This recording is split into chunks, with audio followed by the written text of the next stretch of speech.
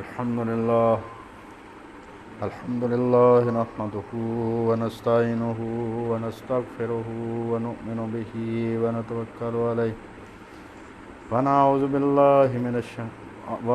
بالله من شرور أنفسنا ومن سيئات أعمالنا من يهده الله فلا مضل له ومن يضلله فلا هادي له وأشهد أن لا إله إلا الله وحده لا شريك له وأشهد أن محمدا عبده ورسوله صلى الله عليه وآله وسلم.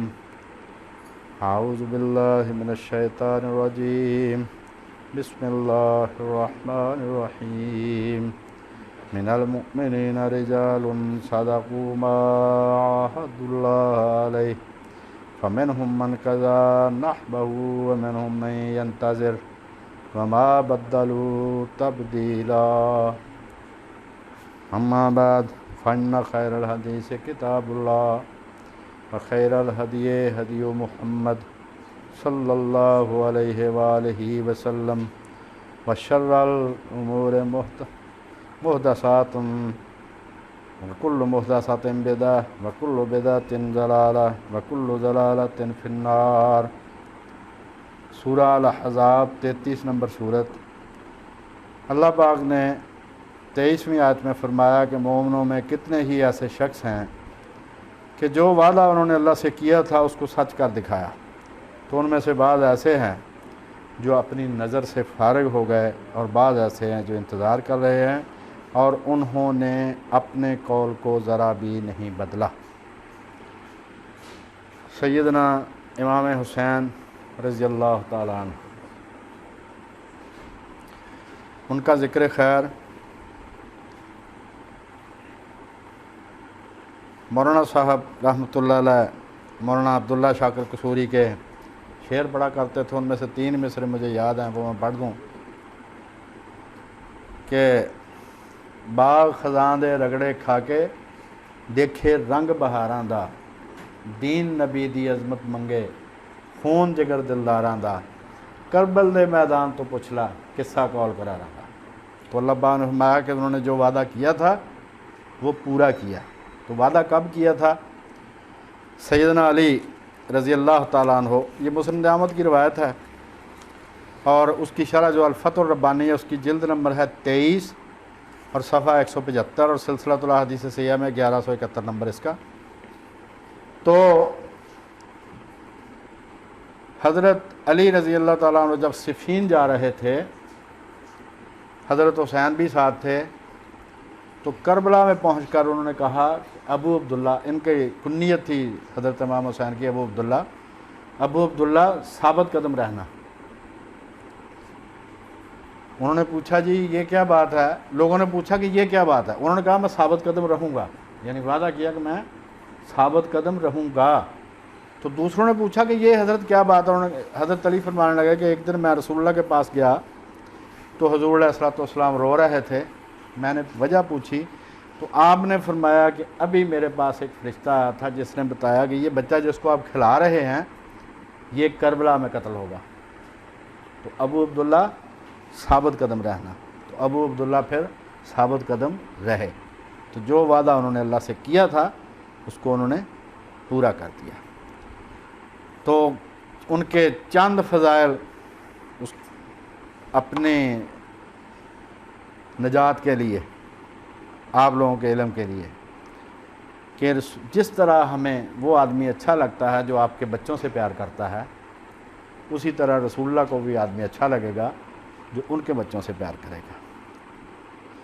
پھر یہ کہ یہ دونوں حضور کے بیٹے ہیں کہ نہیں، میں یہیں سے شروع کروں گا. حضرت حسن اور حسین یعنی جو سیدہ فاطمہ کی اولاد ہے، کیونکہ باقی بیبیوں کی اولاد تو چلی ہی نہیں آگے. 4 بیٹیاں تھیں، ان میں سے 3 کی اولاد آگے نہیں چلی، صرف دنیا میں سیدہ فاطمہ رضی اللہ تعالیٰ عنہ سے نسل چلی ہے رسول اللہ کی. تو یہ ترمذی کی حدیث ہے. اسامہ بن زید رضی اللہ تعالیٰ عنہ روایت کرتے ہیں کہ ایک رات میں حضور علیہ الصلوۃ والسلام کے پاس کسی کام کے لیے حاضر ہوا تو حضور نے کپڑے میں کچھ چھپایا ہوا تھا. مجھے معلوم نہ تھا کہ وہ چیز کیا ہے. تو جب میں نے بات کر لی جو میں نے بات کرنی تھی تو میں نے پوچھا یا رسول اللہ یہ آپ نے کیا چھپایا ہوا؟ تو آپ نے وہ کپڑا ہٹا دیا تو دونوں رانوں پر حسن اور حسین بیٹھے تھے اور فرمایا یہ دونوں میرے بیٹے ہیں، یہ میری بیٹی کے بیٹے ہیں. اب جو گارنٹی ہے بخشش کی وہ میں فقرہ پڑھنے لگا ہوں. کام کچھ بھی نہیں ہے، مفت میں بخشش ہے. آپ نے فرمایا یہ دونوں میرے بیٹے ہیں، یہ میری بیٹی کے بیٹے ہیں. اے اللہ میں ان دونوں سے محبت کرتا ہوں، تو بھی ان سے محبت کر، اور جو ان دونوں سے محبت کرے اس سے بھی محبت کر.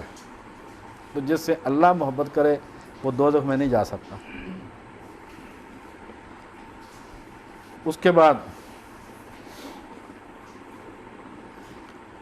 حضرت جابر بن عبداللہ رضی اللہ تعالیٰ عنہ سے ترمذی، ابو داؤد، نسائی ان میں روایت ہے، اور علامہ البانی کہتے ہیں کہ ان کے اسناد جید. حضرت جابر رضی اللہ تعالیٰ عنہ سے روایت ہے کہ رسول اللہ خطبہ ارشاد فرما رہے تھے، یعنی ممبر پر تھے آپ.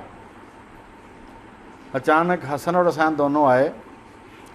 انہوں نے سرخ داڑھیوں والے کرتے پہن رکھے تھے اور وہ چلتے چلتے گر پڑتے تھے. چھوٹے بچے تھے، وہ بھی پوری طرح چل نہیں سکتے تھے تو لڑکھڑا کر گر پڑتے تھے.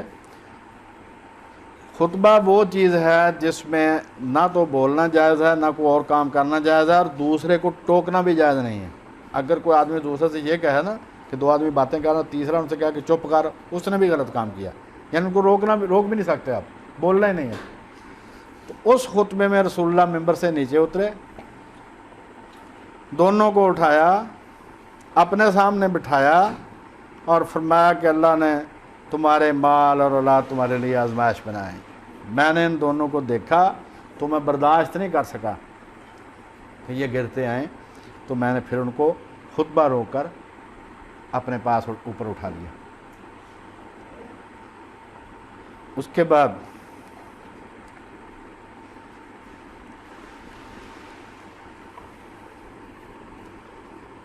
حضرت رسول کریم علیہ الصلوۃ والسلام سے سلسلۃ الاحادیث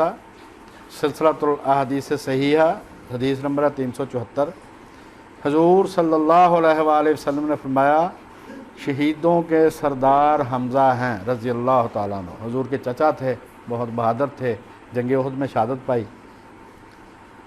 آپ نے فرمایا کہ سید الشہداء ہیں حمزہ رضی اللہ تعالیٰ عنہ، اور وہ شخص بھی سید الشہداء ہے جو کسی ظالم سربراہ کے سامنے کھڑا ہو گیا اور اسے نیکی کی ہدایت کی، تلقین کی اور برائی سے روکا تو اس نے اسے مار ڈالا. تو جو حضرت حسین کو سید الشہداء کہا جاتا ہے اس کی یہ وجہ ہے، ورنہ سید الشہداء اصل میں تو سیدنا حمزہ ہیں رضی اللہ تعالیٰ. تو سلسلۃ الاحادیث صحیحہ حدیث نمبر 2895 حضرت ابو ہریرہ رضی اللہ تعالیٰ عنہ سے روایت ہے کہ ایک روز رسول اللہ صلی اللہ علیہ وآلہ وسلم گھر سے باہر نکلے. آپ کے ساتھ حسن اور حسین بھی تھے رضوان اللہ علیہم اجمعین. ایک کندھے پر ایک سوار تھا، دوسرے کندھے پر دوسرا سوار تھا، اور حضور علیہ السلام کبھی اس کو چومتے کبھی اس کو چومتے. چلتے چلتے ہمارے پاس آئے تو ایک آدمی نے پوچھا کہ یا رسول اللہ کیا آپ ان دونوں سے محبت کرتے ہیں؟ آپ نے فرمایا جو ان دونوں سے پیار کرے گا گویا اس نے مجھ سے پیار کیا ہے، اور جو ان دونوں سے بغض رکھے گا گویا اس نے مجھ سے دشمنی کی ہے، یعنی حسن اور حسین. یہ بھی ساتھ بتا دیں. تو ناسبی کس کو کہتے ہیں؟ رافضی کہتے ہیں جو صحابہ کرام کو برا جانے، اور ناسبی کہتے ہیں جو اہل بیت کو برا جانے. مطلب آج اگر ہمیں رسول اللہ کی خدمت میں حاضر ہونے کا موقع ملے اور ان کے سامنے ہم ان کی اولاد کی برائی کریں تو کیا وہ ہمیں اچھا جانیں گے؟ تو بھائی بات یہ ہے کہ یہ جو میں نے پہلے حدیث پڑھی تھی کہ اے اللہ میں ان دونوں سے محبت رکھتا ہوں اور تو بھی ان سے محبت رکھ، اور جو ان دونوں سے محبت رکھے اس سے بھی محبت رکھ. تو جس سے اللہ محبت کرے گا وہ دوزخ میں نہیں جائے گا، تو جنت میں جانے کا ایک شارٹ کٹ یہ بھی ہے، آزما کر دیکھ لیں کہ رسول اللہ کی اولاد سے پیار کریں۔ اس کے بعد رسول کریم علیہ الصلوۃ والسلام سے کہ یہ حضرت عمر رضی اللہ تعالیٰ عنہ نے جب وظیفے مقرر کیے تو سیدنا علی کے وظیفے وہ مقرر کیے جو بدر والوں کے تھے، کیونکہ وہ بدر بھی جنگ میں شریک تھے، مہاجر بھی تھے، اور حسن اور حسین کو اس لیے وظیفہ دیتے تھے کہ وہ رسول اللہ کی اہل بیت میں سے، یعنی حضور کا قریبی ہونا یہ بھی کوالیفیکیشن ہے اس کے لیے کہ ان کو وظیفہ دیا جائے، حالانکہ انہوں نے کوئی جنگ تو نہیں لڑی تھی اس وقت۔ تو بھائی ناس بھی وہ لوگ ہیں جنہوں نے اہل بیت سے دشمنی اپنے دل میں پال رکھی ہے، بعض ان کو کافر کہتے ہیں اہل بیت کو، بعض ان کو فاسق کہتے ہیں اور ان سے بیزاری کا اظہار کرتے ہیں، اور یہاں تک کہتے ہیں کہ حضرت فاطمہ کو تو حضرت علی نے قتل کیا تھا۔ تو بھائی مولانا صاحب ایک عبدالحمید ناسبی کا نام لیتے تھے، اس نے کتاب میں لکھا کہ بھائی حضرت فاطمہ کو تو حضرت علی نے قتل کیا۔ تو ایسے لوگوں سے ہم بیزار ہیں، ہمارا ان سے نہ رافضیوں سے کوئی تعلق ہے جو صحابہ کو برا کہتے ہیں، نہ ناسبیوں سے کوئی تعلق ہے جو حضور کی اولاد کو برا کہتے ہیں۔ ہم ان دونوں گھروں کے خادم ہیں، اصل میں ان کے ساتھ پیار کی وجہ خود رسول کریم علیہ الصلوۃ والسلام ہے، مرکز محبت اصل میں خود رسول اللہ، جس نے ان کا ساتھ دیا، جو ان کو پیارا ہے وہ ہمیں بھی پیارا ہے، ورنہ ابو جہل ابو لہب نے ہمیں کوئی نقصان نہیں پہنچایا تھا، ہماری اس کے ساتھ ڈائریکٹ کوئی دشمنی نہیں، کہ رسول اللہ کی وجہ سے ہم دشمن ہیں اس کے، تو ان کے ہم رسول اللہ کی وجہ سے دوست ہیں۔ تو بھائی یہ میں نے آپ سے گزارش کرنی تھی کہ یہ جو فکرہ ہے اس کو بلانا نہیں آپ نے کبھی کہ اے اللہ میں ان سے محبت رکھتا ہوں، ان دونوں سے، تو بھی ان سے محبت رکھ، اور جو ان سے محبت رکھے اس سے بھی محبت رکھ۔ تو ان کو اچھا جاننا یہ ہماری اگر نجات کا باعث بن جائے تو اس میں کیا نقصان ہے؟ سارے ولی، سارے صحابی، سب لوگ جنت ہی کے لیے کوشش کرتے ہیں نا۔ اب یہ کہ جو سیدنا امام حسین رضی اللہ تعالیٰ عنہ تھے، انہوں نے اتنا بڑا سٹیپ کیوں لیا؟ کوئی آدمی جو دانا آدمی ہے 120 کلومیٹر فی گھنٹہ کی رفتار سے اگر ریل گاڑی آ رہی ہے تو کیا وہ اس کو ہاتھ سے روک سکتا ہے؟ ممکن نہیں۔ ان کو بھی سارے نتائج کا علم تھا، بلکہ ان کو تو پہلے سے اللہ کے رسول نے بتا دیا تھا کہ یہ ہوگا تمہارے ساتھ، صبر کرنا، اور انہوں نے وعدہ کیا، انہوں نے وعدہ پورا کیا۔ تو اور یہ دونوں باپ بیٹے، سیدنا علی کے جب تلوار اس نے ماری ہے تو انہوں نے کہا کہ کعبے کے رب کی قسم میں کامیاب ہو گیا، اور جب سیدنا حسین جو ہیں وہ ان کو زخمی کیا گیا تو انہوں نے ایسے خون اوپر کر کے کہا تھا کہ اے اللہ میں تیری رضا پر راضی۔ تو یہ ان لوگوں کا مقام ہے۔ اب انہوں نے اتنا بڑا سٹیپ کیوں لیا، اتنا بڑا رسک کیوں لیا؟ چھوٹے چھوٹے بچے، پورا خاندان، خواتین، ان کو انہوں نے خطرے میں ڈال دیا۔ کس لیے؟ کہ حضرت امام نے دیکھا کہ جو مسلمانوں کا منصب ہے امامت کبریٰ کا، بڑی امامت کا، چھوٹی امامت کہتے ہیں یہ جو نماز کے امام ہوتے ہیں اس کو کہتے ہیں امامت صغریٰ، چھوٹی امامت، چھوٹی لیڈری، اور جو حکمران ہوتا ہے ملک کا وہ ہوتا ہے امام اکبر، امامت کبریٰ اس کو کہتے ہیں، جو ملک کا حکمران، جو بھی اس کا عہدہ ہو، بادشاہ ہو، صدر ہو، وزیر اعظم، جو بھی اس کا عہدہ۔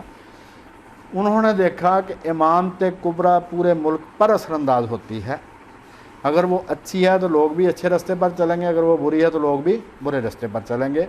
تو حضرت امام نے دیکھا کہ وہ امامت کبریٰ جو ہے اس میں تبدیلی آ گئی، اس کو انہوں نے روکنے کی کوشش کی۔ ان کو پتہ تھا میں روک نہیں سکوں گا، لیکن جیسے سپریم کورٹ کا 10 رکنی، 20 رکنی، 17 رکنی بینچ کو کیس سن رہا ہو، 16 جج ایک فیصلہ دے دیں تو ایک جج ان میں سے اختلافی نوٹ لکھ دیتا ہے، اس پر عمل نہیں ہوتا، لیکن اس کو مٹایا بھی نہیں جا سکتا، وہ اپنی جگہ پر قائم رہے گا۔ تو حضرت امام نے اختلافی نوٹ لکھنا تھا، ان کو بھی پہلے سے پتہ تھا کہ میں کامیاب نہیں ہوں گا، کیونکہ شہادت کی پیشگوئی تو پہلے سے تھی، لیکن انہوں نے حکومت کے مقابلے میں جو کچھ ہو رہا تھا اس پر اختلافی نوٹ لکھ دیا، جس کو 1500 سال ہو گیا، مٹایا نہیں جا سکا، نہ آئندہ مٹایا جا سکے گا۔ انہوں نے کہہ دیا کہ جو کچھ ہو رہا ہے میں اس کو روک نہیں سکتا، لیکن یہ غلط ہو رہا ہے۔ وہ کیا تھا؟ نمبر 1 یہ کہ ریاست کا جو مزاج تھا اس میں تبدیلی ہو گئی تھی۔ پہلے خلفائے راشدین کے دور میں ریاست جو تھی شورائے خلافت تھی، خلیفہ کا انتخاب عوام کے مشورے سے ہوتا تھا، جو بھی اس دور میں طریقہ تھا۔ قبیلے کا سردار جس کی بیعت کر لیتا تو پورا قبیلہ اس کی بیعت میں سمجھا جاتا تھا، اور تھا بھی ایسے، کوئی آدمی اس میں سردار سے بغاوت نہیں کرتا۔ تو جو بھی طریقہ کسی دور میں بھی تھا حکمران چننے کا، اس کے مطابق خلفائے راشدین عوام کے مشورے سے چنے گئے تھے۔ چھوٹی سی بات کہ سیدنا ابو بکر رضی اللہ تعالیٰ عنہ ثقیفہ بنی ساعدہ میں اچانک ان کی بیعت ہوئی، لیکن دوسرے دن مسجد نبوی میں اوپن بیعت ہوئی۔ جس نے چاہا بیعت کی، جس نے چاہا نہیں بیعت کی۔ حضرت سعد بن عبادہ نے پوری زندگی بیعت نہیں کی، اور حضرت ابو بکر نے ان سے پوچھا بھی نہیں۔ جس نے نہیں بیعت کی، ہاشمیوں نے بیعت نہیں کی، انہوں نے نہیں پوچھا ان سے۔ انہوں نے کہا جس کی مرضی ووٹ دے، جس کی مرضی نہ دے۔ حضرت عمر رضی اللہ تعالیٰ عنہ نامینیٹ بالکل کیا تھا حضرت ابو بکر نے، لیکن وہ ان کے خاندان کے بھی نہیں تھے، ان کے رشتہ دار بھی نہیں تھے۔ انہوں نے نامینیٹ کیا، حضرت ابو بکر کی وفات کے بعد مسجد میں اوپنلی بیعت ہوئی ہے ان کی۔ حضرت عثمان کے لیے کتنے دن، 4 دن 4 راتیں عبد الرحمن بن عوف رضی اللہ تعالیٰ عنہ سوئے نہیں۔ پورے مدینے سے انہوں نے پوچھا، مردوں سے پوچھا، عورتوں سے پوچھا، فوجی کمانڈروں سے پوچھا، جو تاجر آئے ہوئے تھے ان سے پوچھا۔ ان سب سے پوچھنے کے بعد انہوں نے حضرت عثمان کو کہا کہ بھئی لوگ آپ کو پسند کرتے، پھر حضرت عثمان کی اوپنلی بیعت ہوئی ہے۔ لوگوں نے اپنی مرضی جس نے کرنی تھی کی، جس نے نہیں کرنی تھی نہ کی، انہوں نے کسی پر سختی نہیں کی۔ سیدنا علی گھر میں بیٹھے ہوتے حضرت عثمان کی شہادت کے بعد، 3 دن لوگ جا کے ان کی منتیں کرتے رہے ہیں، تب وہ راضی ہوئے ہیں، تب وہ مسجد میں آئے، انہوں نے بیعت لی۔ جس نے کرنی تھی بیعت کی، جس نے نہیں کرنی تھی نہیں کی۔ اسی طرح 6 مہینے حضرت حسن کے رضی اللہ تعالیٰ عنہ ان کی خلافت کے، حضرت علی جب زخم ان کے لگ گیا تو ابن عباس رضی اللہ تعالیٰ عنہ نے پوچھا کہ کیا آپ کے بعد حسن کو خلیفہ بنا لیں؟ انہوں نے کہا نہ میں اس کا حکم دیتا، نہ اس سے منع کرتا ہوں، جو کرنا خود ہی کرو، میں اسی طرح چھوڑ کے جا رہا ہوں جیسے رسول اللہ چھوڑ کے گئے تھے، کہ لوگ اپنی مرضی سے جس کو چننا ہے چن لیں۔ یعنی یہ مزاج تھا حکومت کا اور حکمران چننے کا کہ شورائے خلافت تھی، سب کے مشورے سے ایک آدمی چنا جاتا تھا، اور پھر اس کو زندگی میں ریموو نہیں کیا جا سکتا تھا سوائے اس کے کہ وہ کافر ہو جائے۔ چھوٹی موٹی غلطی پر اس کے خلاف بغاوت نہیں ہوتی تھی، کیونکہ وہ لوگوں نے اپنی مرضی سے چنا ہوتا تھا۔ تو جب حضرت حسین نے یہ اقدام کیا تو اس وقت جو شورائے خلافت تھی وہ جدی پشتی بادشاہت میں تبدیل ہو چکی تھی۔ یہ اسلام کا طریقہ نہیں تھا، باپ کے بعد بیٹا، اور اسی سے اسلام میں انسانی بادشاہت کا آغاز ہوا جو آج تک جاری ہے۔ اس کے بعد پھر ادھر خلافت کی طرف نہیں جانا نصیب ہوا۔ ریاست کا مقصد تھا، مطلب اس سے پہلے، اس دور سے پہلے، امر بالمعروف اور نہی عن المنکر، اچھے کاموں کا حکم دینا، برے کاموں سے روکنا۔ اور یہ قرآن مجید میں اسلامی حکمران کا، اسلامی حکومت کا، اسلامی ریاست کا یہ فرض قرار دیا گیا ہے، جب ہم ان کو حکومت عطا کریں گے تو وہ اچھے کاموں کا حکم دیں گے، برے کاموں سے روکیں گے۔ اس دور میں یہ کام بدل گئے تھے۔ جن صحابہ نے جا کے محل میں چیک کیا تھا، ان کو جانے کا اتفاق ہوا، انہوں نے بتایا کہ بھئی ریشمی لباس ہیں، درندوں کی کھالوں پر بیٹھتے ہیں، یہ طور طریقے ہیں، خزانہ ذاتی استعمال میں لایا جا رہا ہے، جو کچھ بھی ان کے تھے وہ سارے اعتراضات انہوں نے بتائے۔ پھر یہ کہ دستور میں تبدیلی کر دی گئی تھی، جو اسلامی مملکت کا دستور خلفائے راشدین کے دور میں تھا اس میں تبدیلی کر دی گئی تھی۔ اس میں اصول کیا تھے؟ پہلا اصول تھا آزادانہ انتخاب، کہ جو حکمران ہوگا مسلمانوں کا اس کا انتخاب آزاد رائے سے ہوگا، اس میں کسی قسم کا جبر، کسی قسم کی چلاکی، کسی قسم کی دھاندلی، اگر ہوئی تو وہ آزادانہ انتخاب نہیں سمجھا جائے گا۔ خلفائے راشدین کو لوگوں نے خود وہاں پر بٹھایا، انہوں نے کوئی کمپین نہیں کی، نہ کسی سے انہوں نے ووٹ مانگے۔ تو یہ جو آزادانہ انتخاب کا طریقہ تھا وہ ختم ہو گیا، اور باپ کے بعد بیٹا، اور بنو امیہ اور بنو عباس یہی کام چلا ہے سینکڑوں سال۔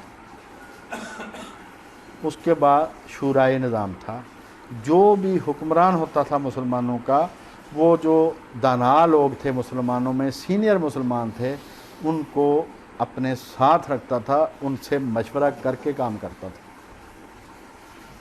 حضرت ابوبکر کی بھی مجلس شورا تھی، حضرت عمر کی بھی، حضرت عثمان کی بھی، حضرت علی کی بھی، سب نے مجلس شورا بنائی تھی، جس میں جو مہاجر، بدری، احد والے، انصار، سب صحابہ اس میں مجلس میں شامل ہوتے تھے، اور مشورے سے کام چلائے جاتے تھے۔ اور یہ بھی قرآن مجید کا حکم ہے، رسول اللہ سے بڑھ کر مرتبہ کسی کا نہیں۔ آپ کو بھی حکم تھا کہ شاورہم فی الامر، جب آپ کام کریں، جو سرکاری کام جو بھی آپ کے ہیں، تو اس میں ان سے مشورہ کریں۔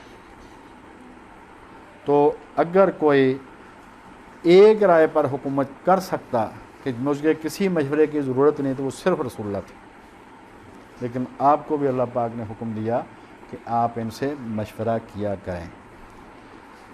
لیکن یہ جو تھا دور، اس میں مشورے والا رواج ختم ہو گیا، خاص طور پر جو سینئر مسلمان تھے ان سے، صحابہ موجود تھے۔ ایک سوال کیا جاتا ہے کہ بھائی سیدنا حسین کی بیعت جب باقیوں نے کر لی، اپنا یزید کی بیعت جب باقیوں نے کر لی، تو حضرت حسین بھی کر لیتے۔ تو اس پر سید مودودی کا فکر سننے کے لائق ہے۔ وہ کہتے ہیں کہ بھائی حضرت حسین نے بیعت کیوں نہیں کی، یہ مسئلہ کو اتنا سوچنے والا نہیں ہے، سوچنے والا یہ کہ جنہوں نے کی انہوں نے کیوں کی، ان کا کوئی عذر سوچو کہ اس کی بیعت بنتی تھی۔ جنہوں نے کی انہوں نے مجبوری میں کر لی، جبر کے تحت کر لی، تلوار کے ڈر سے کر لی، جو بھی کیا، انہوں نے کہا عذر ان کا سوچنا ہے، ان کا نہیں وہ سوچنا کہ انہوں نے کیوں نہیں کی، ان کا سوچو کہ انہوں نے کیوں کر لی بھائی۔ تو بھائی بات یہ، شورائی نظام ختم، خاندانی بادشاہ شروع، جو خاندان کے لوگ ہیں انہی کو عہدے ملنے ہیں، جو اپنے خاص آدمی ہیں انہی سے مشورہ ہونا ہے۔ صحابہ کرام کو ہے مشورے کا رواج ختم ہو گیا۔ اب آ گیا اظہار رائے کی آزادی۔ یہ اصول تھے اسلامی دستور کے، اور اب بھی ہیں۔ اظہار رائے کا یہ تھا کہ گورنر کسی کو کسکنے نہیں دیتے تھے، بولنے نہیں دیتے تھے، اور فری سزائیں دیتے تھے۔ جب شکایت کی گئی تو آگے سے جواب یہ ملا کہ میرے گورنروں کے خلاف کوئی بات قابل سماعت نہیں ہوگی۔ یعنی لوگوں کو تلوار کے زور سے، ڈنڈے کے زور سے چپ کروا دیا گیا، اور جب چپ کروا دیا جائے پھر یہی کچھ ہونا تھا جو ہوا، کیونکہ انہوں نے رسول اللہ کا دور دیکھا ہوا تھا۔ اظہار رائے کی آزادی کو خود رسول اللہ، ان کے مقابلے میں تو بات کرنی ہی نہیں بنتی، جن سے خدا باتیں کرتا ہے ان کے سامنے ہم بول سکتے ہیں، لیکن آپ نے اپنی مرضی سے جہاں پر اب بنتی تھی آزادی، اتنی آزادی تھی کہ آدمی حیران ہوتا ہے۔ مثلا حضرت بریرہ رضی اللہ تعالیٰ عنہ لونڈی تھیں سیدہ عائشہ رضی اللہ تعالیٰ عنہ، حضرت عائشہ نے اس کو کر دیا آزاد۔ جب آزاد کر دیا تو اس کی شادی جس سے ہوئی تھی پہلے، وہ شادی شدہ تھی، وہ غلام تھا۔ اصول یہ ہے کہ جب غلام آزاد ہو جائے تو اس کو پہلی شادی رکھنے یا نہ رکھنے کا اختیار حاصل ہو جاتا ہے، وہ چاہے پہلی شادی کو کنٹینیو کرے چاہے نہ کرے۔ تو بریرہ نے کہا کہ میں پہلی شادی کو کنٹینیو نہیں رکھنا چاہتی۔ اب وہ آدمی اس سے اتنا پیار کرتا تھا اپنی بیوی سے، وہ گلیوں میں روتا پھرے، وہ منتیں کرتا پھرے سب کی کہ یار اس کو سمجھاؤ۔ آخر رسول کریم علیہ الصلوۃ والسلام تک بات پہنچی، حضور نے بریرہ کو بلایا۔ اب دیکھیں ذرا، غلام کو آزاد کرنا کتنا بڑا احسان ہے کسی پر۔ آپ کا احسان بھی تھا، آپ رسول اللہ بھی تھے، آپ کا مرتبہ، آپ حکمران بھی تھے، آپ سب کچھ تھے۔ آپ نے کہا کہ بریرہ اسے نہ چھوڑ۔ اس نے پوچھا یا رسول اللہ یہ حکم ہے یا مشورہ؟ آپ نے فرمایا مشورہ ہے، کیونکہ میری شریعت کے مطابق تجھے اختیار ہے، تو اس کی حالت دیکھ کر میں کہتا ہوں اس کو نہ چھوڑ۔ اس نے کہا جی میں آپ کا مشورہ نہیں مانوں گی، اور آپ نے اس پر کوئی ناراضگی کا اظہار نہیں کیا۔ یہ آزادی تھی جو رسول اللہ نے دی تھی۔ جس کو بعد میں واپس لے لیا گیا، اور آج تک وہ آزادی نہیں ملی لوگوں کو۔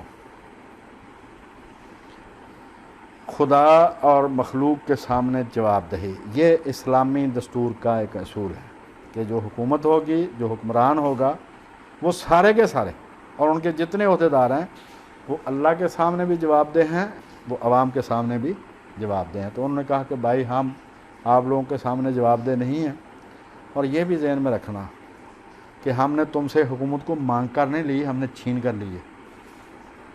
اور اگر کسی کو غلط فہمی ہے نا کہ میں اس حکومت کا زیادہ حقدار ہوں، تو وہ ذرا سیری اوپر کچے تھوڑی سی، تاکہ ہم اس کی طبیعت صاف کر سکیں۔ کو سارا ذرا اونچا تو کرے، جس کو یہ غلط فہمی کہ وہ ہم سے زیادہ حقدار ہے حکومت کا۔ تو ہم نے کو آپ سے مانگ کر لی ہے حکومت، بھائی ہم نے چھینی ہے آپ سے، تو چھینی ہے تو پھر چپ کر کے بیٹھو۔ ہم کسی کے سامنے کوئی جواب دہ نہیں ہے۔ بیت المال حضرت ابوبکر رضی اللہ تعالیٰ عنہ اتنا لیتے تھے وظیفہ کہ جتنا بمشکل گزارا ہو سکے، سب سے کم جو اجرت تھی اس کے مطابق انہوں نے اپنا وظیفہ مقرر کیا تھا۔ اور جب خلیفہ بنے تو دوسرے دن وہ اپنے وہ کپڑا اٹھا کے تو بیچنے چل پڑے۔ تو راستے میں حضرت عمر بن انہوں نے کہا کدھر؟ ان کا بھی کپڑا بیچنے جانا، روٹی نہیں کھانی۔ ان کا بھائی صاحب اس طرح حکومت نہیں چلتی، واپس چلیں۔ انہوں نے صحابہ سے مشورہ کیا کہ ان کی اتنی تنخواہ مقرر کیا، ان کا نہیں، یہ زیادہ ہے۔ سب سے کم جو تنخواہ تھی، جو دہاڑی دار مزدور کی دہاڑی تھی، اس کے مطابق انہوں نے اپنے وہ وظیفہ مقرر کیا۔ اور جب فوت ہونے لگے تو انہوں نے کہا بھئی حساب کرو کتنے پیسے میں نے بیت المال سے لیے ہیں۔ تو انہوں نے سارا حساب کر کے جتنے پیسے بنے، انہوں نے کہا میری فلاں زمین بیچ کے اتنے پیسے بیت المال میں جمع کروا دینا۔ اور حضرت عمر رونے لگے کہ ابو بکر تم نے بعد والوں کے لیے بہت مشکل پیدا کر دی۔ اور پاکستان میں بھی یہ ایک آدمی نے یہ کام کیا ہے۔ میاں طفیل صاحب جو جماعت اسلامی کے امیر تھے، انہوں نے جتنی تنخواہ لی تھی جماعت اسلامی سے تھرو آؤٹ، ان کے بیٹے کو نوکری مل گئی آرامکو میں، انجینئر تھا وہ، تو انہوں نے ٹوٹل حساب کر کے سارے پیسے جماعت اسلامی کو واپس کیے تھے۔ تو یہ رواج تھا۔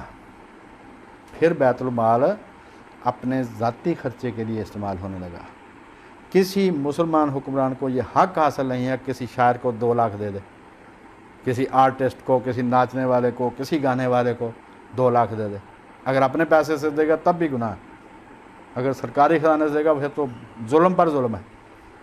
تو یہ جو بیت المال تھا، اس کو پہلے خلفاء اللہ اور عوام کی امانت سمجھتے تھے، ان لوگوں نے اس کو ذاتی مال بنا دیا۔ پھر یہ قانون کی حکومت ہوتی تھی، چاہے کوئی ہو، کسی قسم کا عہدہ ہو، اس کا کوئی مرتبہ ہو، خود خلفاء کو انہوں نے عدالتوں میں قاضیوں نے بلایا، تو قانون کی حکومت تھی۔ تو پھر ان کے دور میں یہ سوال ہی پیدا نہیں ہوتا تھا کہ کوئی قاضی وہ بلا لے کسی کو عدالت میں۔ انہوں نے کہا بھائی ہمارے گورنر کو نہیں بلا سکتے، جب عقل مندوں کے لیے اشارہ کافی، جب گورنر کو نہیں بلا سکتے تو بادشاہ کو کیسے بلا سکتے ہیں؟ حتیٰ کہ نماز کے لیے بھی انہوں نے الگ جگہ ادھر بنوا لی تھی، امام کے پیچھے، مقصورہ اس کو کہتے تھے، اپنا الگ وینٹیج پوائنٹ انہوں نے بنا لیا تھا حفاظتی، تاکہ کوئی حملہ نہ کر سکے، اور وہ نماز بھی الگ پڑھتے تھے دوسروں سے۔ اور جنہوں نے انصاف کیا ہوتا ہے ان کو کسی کے قاتلانہ حملے کا ڈر نہیں ہوتا۔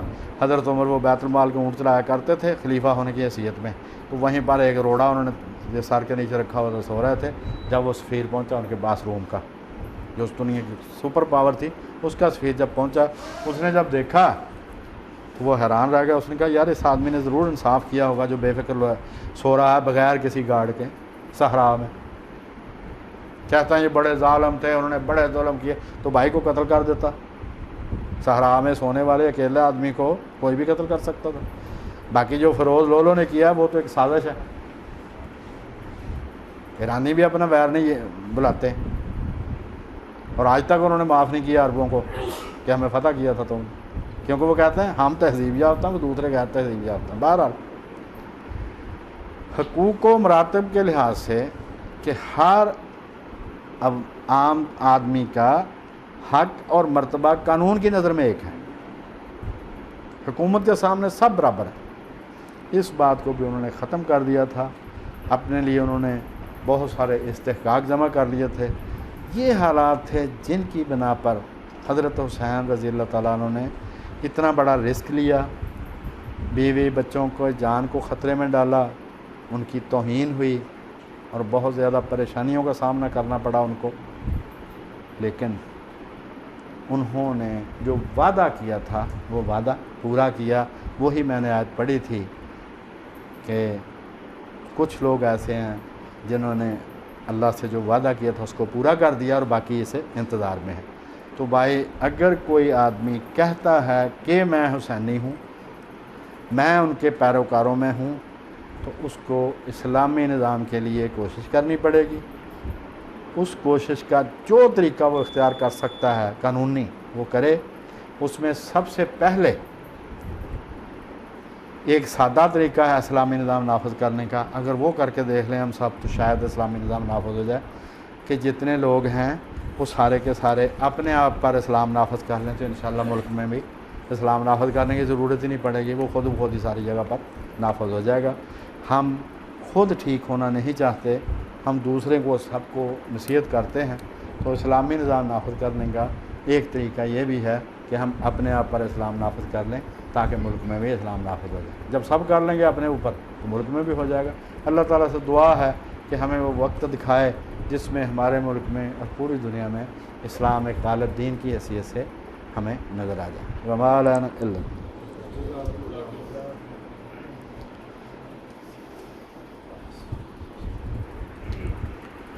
الحمد للہ رب العالمین الرحمن الرحیم اللہم صلی علی سیدنا محمد وعلی آل سیدنا محمد صلاۃ تنجینا بہا من جمیع الاحوال والآفات وتقضی لنا بہا جمیع الحاجات وتطہرنا بہا من جمیع السیئات وترفعنا بہا عندک اعلی الدرجات وتبلغنا بہا اقصی الغایات من جمیع الخیرات فی الحیات و بعد الممات۔